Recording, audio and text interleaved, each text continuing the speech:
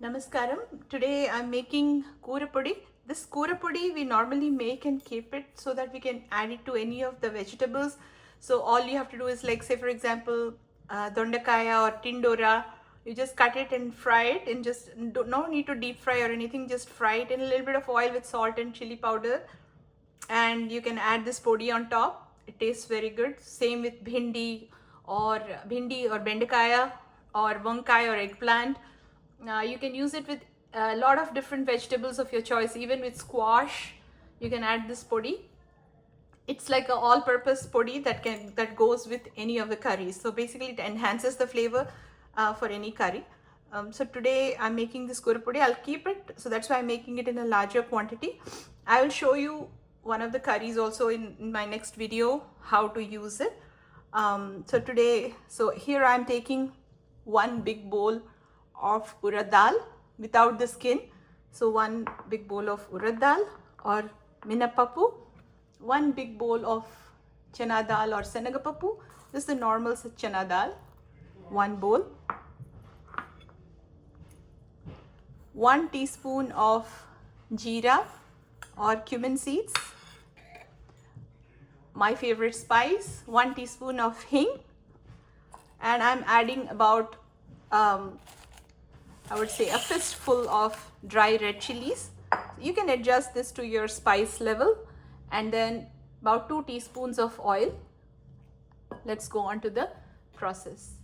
I have taken a big kadai here, a big pan, so that there's enough room to fry all the items. Let's start by adding oil. Added a little bit of oil, and then I'm going to add a little bit of asafoetida or hing at first, and then after the dals get fried, I'm going to add the extra hing and the chana dal, one big bowl of chana dal and one big bowl of urad dal. We will let it fry for a bit, and then I'm going to add the dry red chilies and the jeera. I have put the pan and the flame on low heat, low to medium heat actually, so that I can mix the dals properly and they get fried uniformly.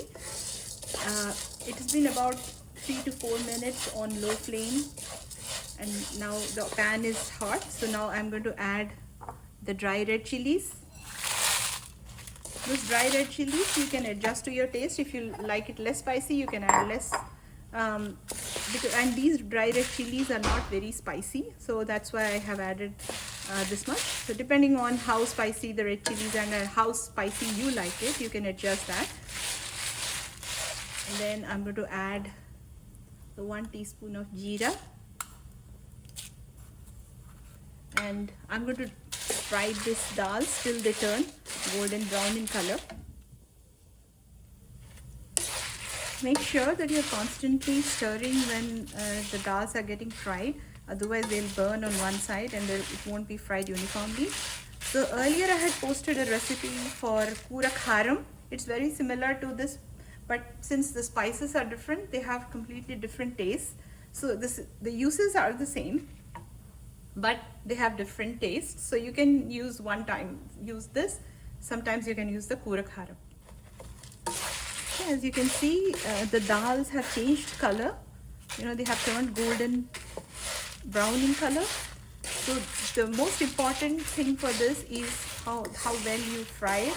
If it gets over fried, then the taste is bad. So make sure that there is uniform frying, and you fry it on low to medium flame and keep constantly stirring. And then now I'm going to switch off the flame. It took me about 5 to 6 minutes on low to medium flame. After adding the red chilies also. Now even after switching it off, keep stirring because the pan is still hot until it comes down to a slightly cooler temperature. Keep stirring, otherwise again the dals will get roasted on one side and then the other side will remain kacha. Make sure that you're mixing all the dals uniformly. I have removed the fried dal into this big bowl so that it cools down. So I left it in the hot kadai for about 2 minutes and then I removed it so it doesn't get too brown. Now I'm adding a little more hingu or asafoetida. Asafoetida in these kind of things tastes very good. So just add it generously. I would say I'm adding about a teaspoon because I don't know exactly the quantity, but you may add 1 teaspoon. If you don't like the flavor so much, you can reduce the quantity. Again, the same with the dry red chilies also. These podi, you can fry and powder it to a coarse powder and keep it for over 2 months. Nothing will happen. You can add it to any of the fried vegetables like tindora, bhindi, eggplant, shimla mirch, any of the vegetables of your choice. Tastes excellent. Okay, let's let it cool down and then we'll powder it. Now the podi, all the dal has cooled down. Let's start grinding. I'm taking it in a podi jar here. So let's start with the red chilies and a little bit of dal in the jar. So I have ground all the Koora podi and mixed it well. So the Koora podi is ready. Once, let it sit in the open for about an hour or so because, there will still be a heat after grinding.